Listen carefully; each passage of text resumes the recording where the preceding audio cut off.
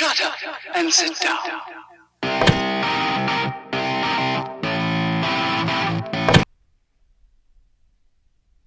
Just waiting for it to go live here. Awesome. We're live now, dude. All right, cool. Let's do this. Yeah, let's do this, man. What's up, everybody? Thanks for tuning in to Channel 99. I appreciate you guys for listening in and watching. We've got Slade Brooks on the books today. And I worked with him recently on his new album cover, or your insert, something like that. Yeah, it's the inside two panels. Yeah, which was a lot of fun. And I actually know Slade from working with him on the Parallel Worlds production. It was the fundraiser, like the GoFundMe or something like that for Hire Shoot. Yeah, that's back in right. the day. Yeah. And I remember you were like not a fan of water at all, and we had you in the water the whole time. Yes, that's right. I am not a swimmer, so it was. I risked my life for hire. So You did. that's how loyal I am. And When I'm your into something- sanity. Yeah, insane. Yeah, that was a lot of fun, though. I had a good time on that show and on that shoot too. So now you're continuing with music, and Yep. you have is this your first album? This is my first public release. That's right. Okay, cool. And how many songs is this? It's gonna be, I think, 9. Dang, that's a lot of songs. Yeah. So you're doing 9 songs. Have you released any singles yet? Yes, She's My Addiction, which is out. Oh, yeah, everywhere. that's right. Yeah, That's right. Okay, so you did release that one. I remember that one. And that's a music video too. So go and check that out. And you did another music video recently, right? That's right. It's the video for Hollow. Oh, Hollow. Okay. Yeah, and that'll be out probably about April 15th is when I'll release that. I saw something, and is that all in black and white? Yes, it's in black and white, and then there's parts where the hearts are in red. Okay, So, cool. So there's some contrast to it. Yeah, Very absolutely. cool. That's very awesome. So how long have you been doing music? I started playing guitar when I was 14, so let's just say it's a two-digit number. It's a long time. Yeah. So you've been playing music for a long time, but how long have you been writing your own music and creating your own, like, brand? My own music? Yeah. I would say pretty much from, like, 2002. I've been writing Dang. songs since then. That's a long time. Yeah. And I didn't even know, and I've known you for probably now like 7 years, I'd say. And like I didn't even know that you played music or anything until you started posting things about like your new logo and just all the rough drafts of stuff that you're doing. I was like, dude, I didn't even know Slade played music. So yeah. started following you and checking it out. And one cool thing that I was talking about with my roommate here, who also he's a producer and a singer and blah blah blah, but I was trying to explain your style of music, and I was like, dude, honestly, it's really hard to describe just because like it's him, but he has a band, and everybody who has formed this band has a different background. That's so right, it's yeah. like really difficult to try to nail down your exact like sound or style. That's right. What exactly is your sound, your style? Well, genre-wise, I consider myself to be alternative rock, just because like that's a very general term and it covers like a lot of area. But definitely 90s rock is probably my favorite. So Nirvana, Third Eye Blind, kind of both sides of the grunge, and then kind of that post-grunge alternative stuff that happened like in the late 90s. So, and then you go forward to like the White Stripes and like that 2000 garage rock era, and then also like EDM, Faderhead, BT, stuff like that. Very So, cool. Yeah. Those are a lot of the influences that I had growing up. Like, I mean, my first CD was Green Day Dookie. Oh, It's yeah. the first right. CD I ever owned. And then the next one was Offspring, Smash. Yeah, those are both great albums. Yeah. So I grew up in like the punk, alternative, grunge, post-grunge era, and I, now that you mention it, I can definitely see that style of influence in what you create and the music that you're making right now. So out of all of the songs that you've made, so have you written more than 9 songs? You just whittled it down to the 9? Absolutely. Like over the course of the last 15 years or whatever, there's a plethora of songs I've written. The ones that are on the album are more recent, and that was kind of the approach that I wanted to do with the album. Is I wanted songs that were new to me, and so I was kind of writing as I was recording. So the writing of this album starts probably, I want to say, maybe like the last quarter of 2018, and so all the songs since then that I've written have come out from that time. So they're all pretty new songs to me, and like I just wanted to kind of have that fresh kind of. I didn't want to do all my other old songs just because I was kind of getting bored of those ones. So I decided it was time I needed to write some new ones, and then I've been like heavily influenced by like EDM stuff. So I have a couple of songs on the album that are EDM. People are going to hear the whole thing and be like, what's this EDM song doing here? But that's crazy. That's kind of the mentality I have, is that I want, when people come to see me live, I want them to see the diversity in my influence. And I want to, give them a diverse show of music. So yeah, totally. That's very diverse. A lot of the local musicians who I interact with, and they're in different scenes because I do take photos for a lot of the concerts locally and around. I get to experience different styles from all different types of people, and I kind of get a look into a different world, I guess you could say, and a lot of the musicians and bands that are in like the metalcore scene and like a lot of the metal scene and rock scene, they're starting to take some influence from EDM, and they're starting to kind of they're branching out and creating like hybrid styles, absolutely. Which is something 10 years ago we would have never thought that. Right. I would have never thought that. I would never thought a dude on a DJ set is going to mix a song with the guy playing a guitar who's like metalcore, like thrash, like, but it's happening. And that's the beauty of, like Spotify and like, the social apps and whatnot, is people get to see, different styles and creativity, and then they're able to introduce that to their own style and create, a hybrid style, so are you going to be playing like as a DJ, and then you're going to just jump off and just fucking jam on your guitar, or what? Mainly the songs I'll do today are just guitar and vocals. I'm going to do one song though that has like the backing tracks. Kind of get a little flavor of what that's like. So, which would be really cool. Yeah. What's the name of that song? That song's called She's My Addiction. She's My Addiction. Which is the single that's out now. Yeah, the one that just came out. Very cool. So what are your plans going forward? Like, do you have everything? This coronavirus has screwed up everything. Absolutely has. Yeah. I've canceled like 10 gigs, just tons of stuff, which is kind of nice because I can focus my energy and my time on different projects that probably deserve that time. But for you, just because everything's on, it's all stalled out right now, what do you have going on? Well, currently we do have an album release party scheduled. Okay.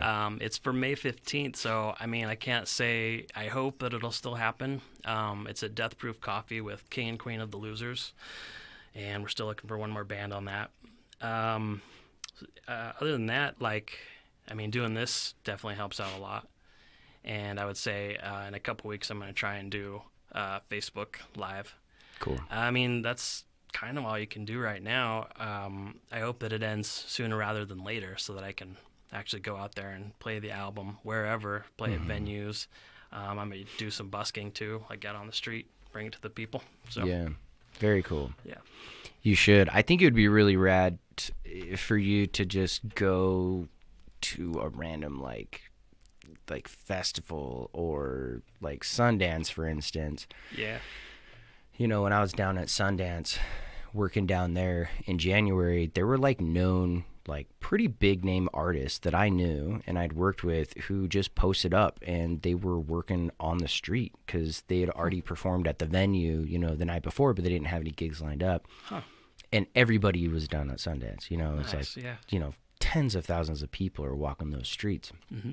And they would just post up being pretty popular on the streaming platforms. Nobody knows who they are, but they're out there just hustling and getting their music out there. And then once people are like, oh, who is this guy? And then they look him up and they're like, whoa, dude, you have like 100,000 followers? What? And you're on the street right now? And it blows people's mind.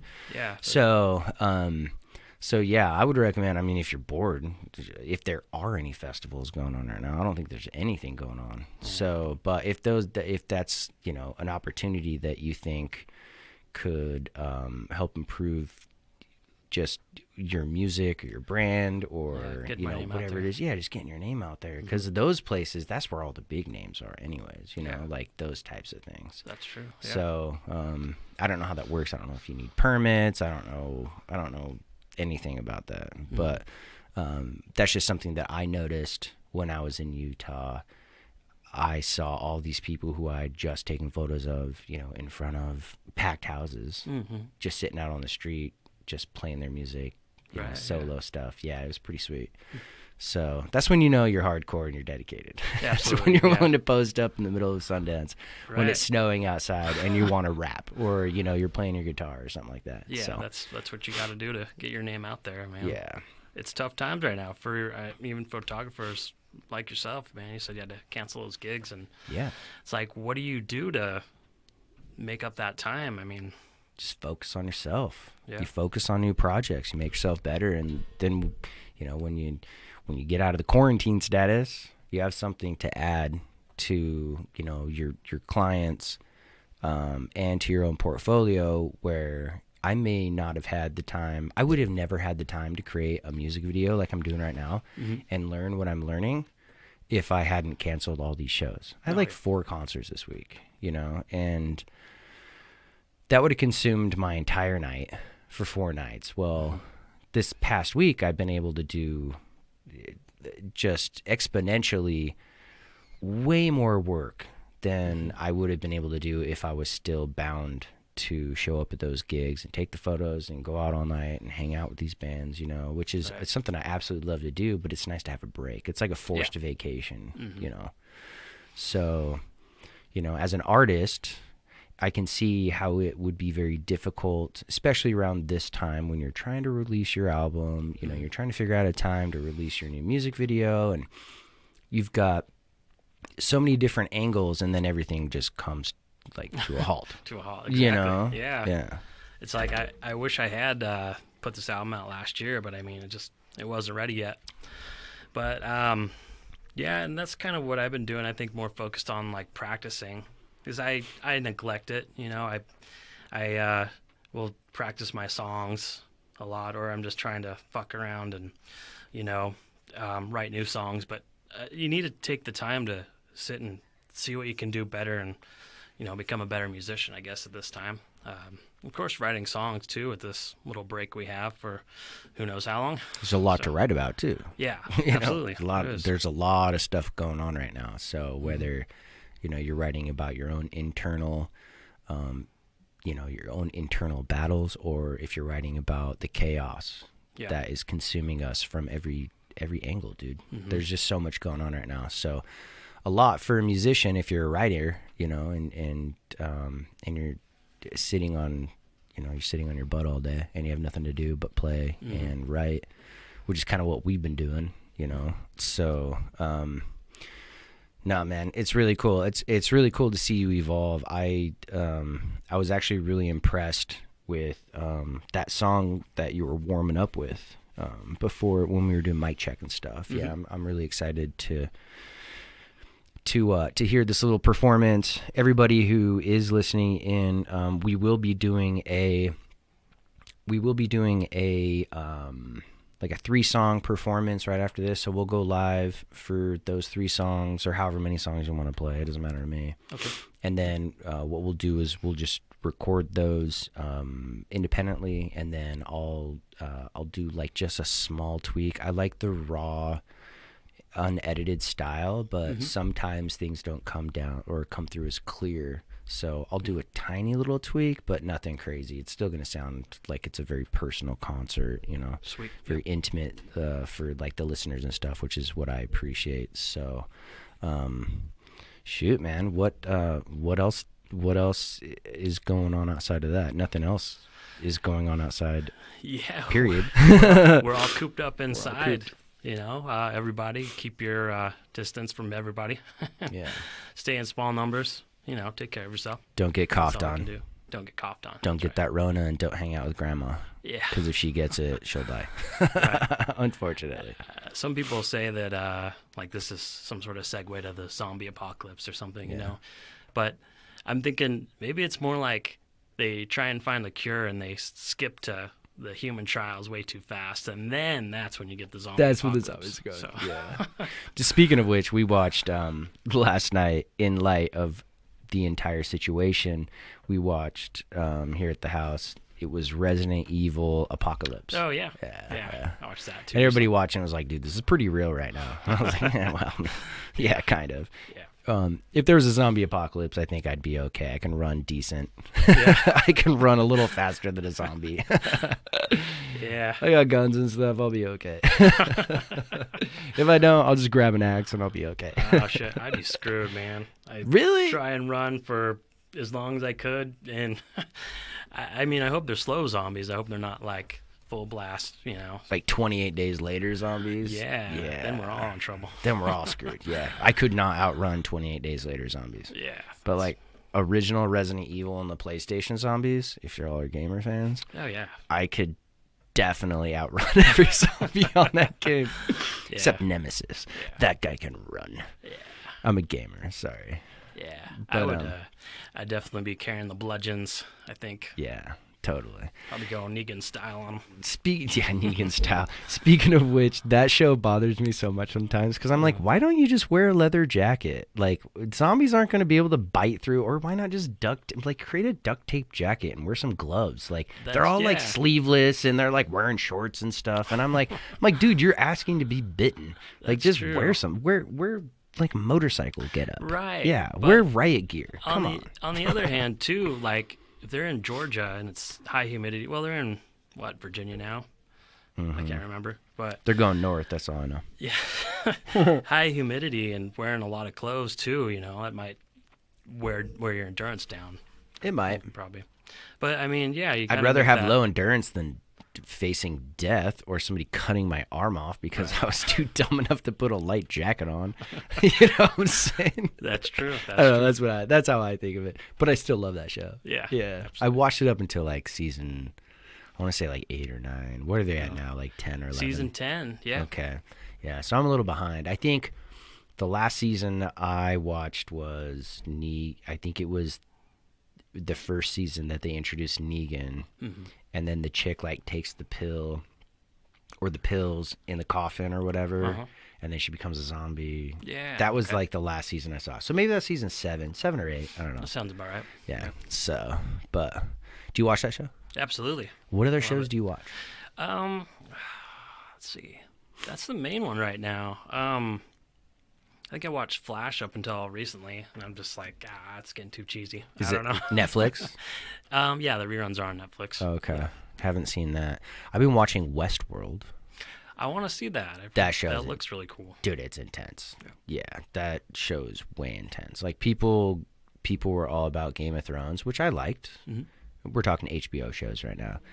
A little bit different than, your A&E, but like Westworld, in my opinion, is way better than Game of Thrones. I really liked Game of Thrones. Like I was somebody who did get sucked into it, but Westworld has like been keeping me on the hook. Like every Sunday I'm like, dude, there's Westworld tonight. Nice. Like I'm gonna watch Westworld.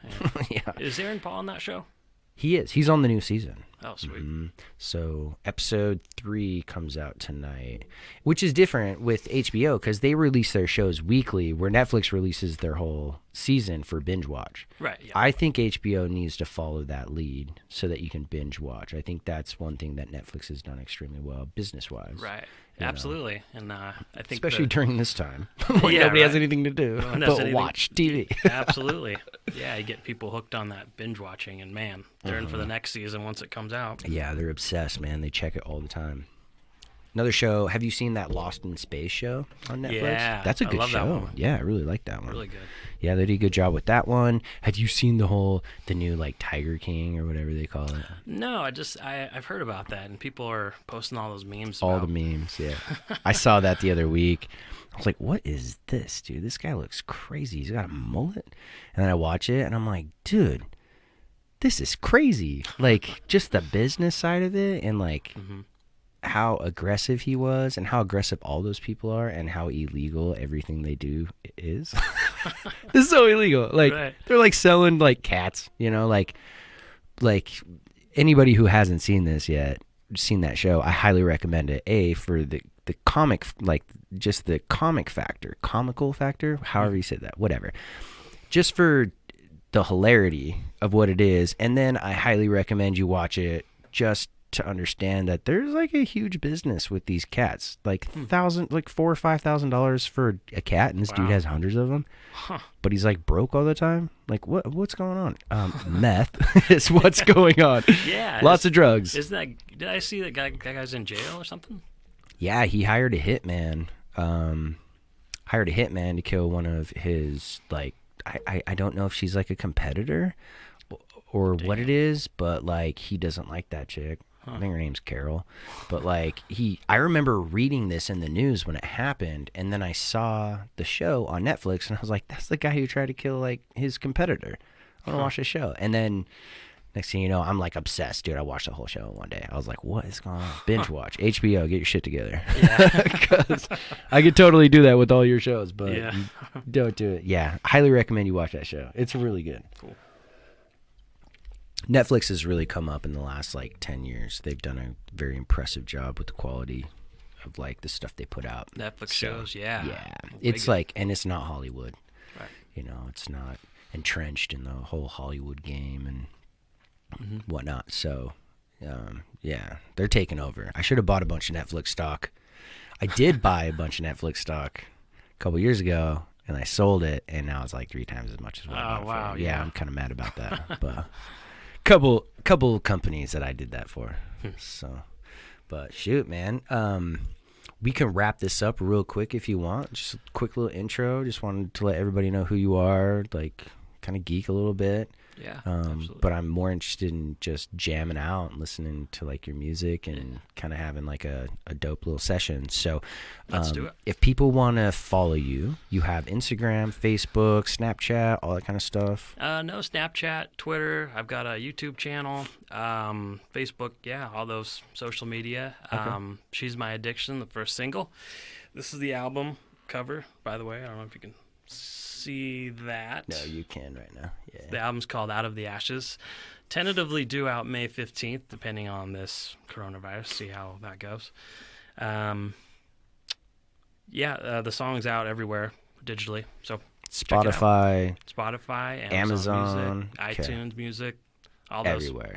Not SoundCloud, but like everywhere else. Yeah. Okay, cool. Yeah. Yeah, because SoundCloud's its own like distributor. Yeah. So, all right, cool. And then if they do want to find you on Instagram and Facebook, they just look you up, Slade Brooks.